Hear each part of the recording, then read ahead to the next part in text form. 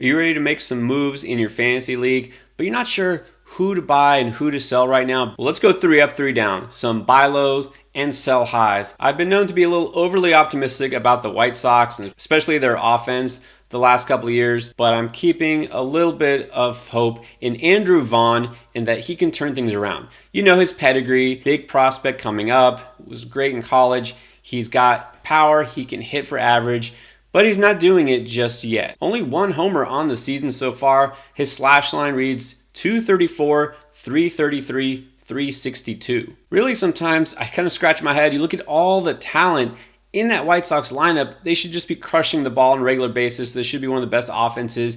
Injuries, though, keep popping up here and there. Eloy Jimenez was out. Now he's back. Tim Anderson's still out, on the verge of coming back. But altogether, man, they have what it takes. It just hasn't quite gelled. I'm hoping it happens soon because I've got a lot of stock in these players across all my fantasy leagues. But let's just look at Vaughn specifically. Hitting cleanup in this order, it should be a ton of RB opportunities. He should have a chance to drive guys in, and the power is there. Trust me, it is there. He just hasn't quite come around yet. Now, he started out the season pretty well, was driving in a run almost every game for the first week, and then just kind of hit that slump. Now his average, like I said, down to 234. He is hitting a fair amount of line drives. You know, the exit velocity is not bad. These balls should be falling in.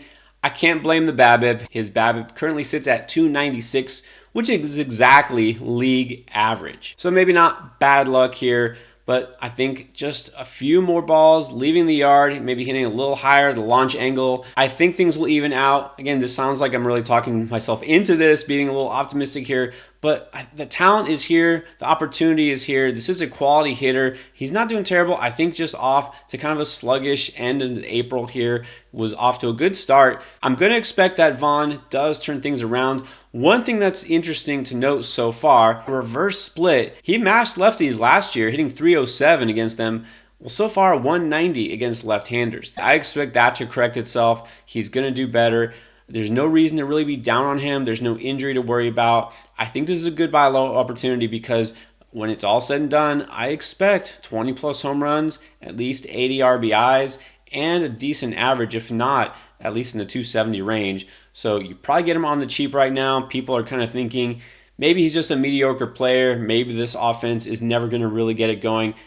I think they will. I'll keep saying that for a little while longer until it happens. And trust me, by the All-Star break, if it hasn't, then I'll give up. I'm also buying low on another disappointing young hitter. That's Dalton Varsho. Now, people expected him to do great things this year because he was really good last season ago in Arizona. Well, now going to Toronto, hitting 5th in that lineup. And that offense has been on fire this year. I mean, you're talking about Bo Bichette looking like an MVP candidate, Vlad back to being Vlad, George Springer at the top there, and he's got all those guys in front of him, and he's kind of wasted that opportunity. Hitless in his last 3 games, got that average down to 198. And one thing he is doing is striking out a whole lot. He does have a strikeout streak now, 8 straight games with at least 1 K. The positive here is, well, at least he's stolen 4 bases. But here's the reason why you have to take a chance on Varsho. And I can't guarantee that he'll turn around. And one thing you should know with Varsho, you're probably not getting a high batting average anyways. Last year just hit 235, year before 246. What you are getting is power and speed. Here's the most important thing. Despite the fact that he's going to barely catch a game, if at all this season, he should still be catcher eligible in your league. So you're going to get a catcher that could steal you 15 bases, should be able to get close to that 20 home run range. And even if the average isn't great, name me more than 3 catchers who can get you average even 250 or higher guaranteed. We've got to assume the RBI and run totals will be higher than last year just based on the fact that he's with the Blue Jays. So this is a chance I will take, getting a guy who I can slot in a catcher, especially if I'm desperate at the position. Yeah, he's struggling right now. You know, some people will be ready to move off of him if they don't need him because maybe they put him as an outfielder or maybe they've got another catcher they're happy with. Take the chance. In a roto league, those counting stats will be worth it. And then a little more under the radar here, I want to talk about Jose Miranda in Minnesota. Now, if you're not in a deep league or maybe somebody has given up on him, you might just be able to pick him up on waivers. You don't have to even buy low or send a trade offer out. But he is rostered in over half of fantasy leagues, at least on Yahoo. So considering that you're probably in a pretty competitive league here, you're looking for advice, I think this is a perfect buy low. He's really done nothing of note until just 2 days ago. He finally had his first and second home run of the season, had a multi-homer game. Now after that, nothing else happened. But he's slowly showing signs, and again, there's a reason I was pretty high on him this preseason. This is a player who doesn't strike out a lot. He's got a good eye. He maybe doesn't have elite power, but he's showing signs of developing, only 24 years old, and he's in the lineup every day. He's going to get the chance to pile up stats in this Minnesota lineup, which hasn't been great, but they're getting healthier, and that's a sign. Something that's important to note. They just got Jorge Polanco back finally. Alex Kirilloff on the verge of coming back. Carlos Correa and Byron Buxton have somehow managed to avoid the injured list so far. And Miranda's usually hitting between 4th or 6th in the lineup on most nights. I think we see things start to click here. Miranda, again, I'm not looking for him to be a breakout player, an all-star type player, a league winner, anything like that. But we're looking for somebody you can scoop on the cheap and maybe just slot in your corner infield spot and kind of set and forget the rest of the season. And he should cost you very little right now. I've said it before and I'll say it again. At this point in the season, all these season totals and stats, they look magnified because we played so little baseball. I know it feels like it has been a while and we're getting to close to a month here now. But compared to the rest of the season, there's a long ways to go. So I'm not moving too far off my preseason outlook on some of these players just based on what we've seen. I've got Miranda at my first base spot in TGFBI, the Great Fantasy Baseball Invitational. Not been liking it so far, but I kept him in there, was rewarded with that 2-homer game. I think he's going to continue to produce. I'm keeping with him for now. And if you have somebody out there who's ready to just give him up, go ahead and make an offer. All right, now the sell high. And I know you're going to shake your head at some of these, but trust me. A couple weeks ago, I said this is the time to sell Gleyber Torres. Did you listen? I hope you did. After Brian Anderson's amazing first week, you should have moved right off of him right there and got whatever you could for him. And if so, you are thankful. So for that reason, as great as Nico Hoerner has been for the Cubs, this is the time to maximize your return. Now, I actually did pick up Hoerner in a couple of leagues. He was a nice kind of fallback option at middle infielder because he can do a little bit of everything, right? He's got a little bit of pop, has some speed. You know, he'll steal some bases. He did that last year. The average should be okay. And of course, we knew this Cubs offense should be better this year. The Cubs offense has been amazing this year, and Nico Hoerner is looking like an MVP. Is that going to last? The Cubs, maybe. Hoerner, it's not. This word gets thrown out a whole lot and maybe misunderstood in some circles, but regression can be positive or negative. It means regression to the mean. What is going to happen is usually, especially over a longer period of time, things normalize to the way they usually are or should be. Right now, Nico Hoerner's hitting 340. Is that going to continue, or is he going to get back a little bit closer to what he has done in the majors? I think you know the answer to that without saying it. But look, his expected batting average is in the 99th percentile. That's great. I don't know that he's going to be the guy that leads the league in batting this year. I just don't.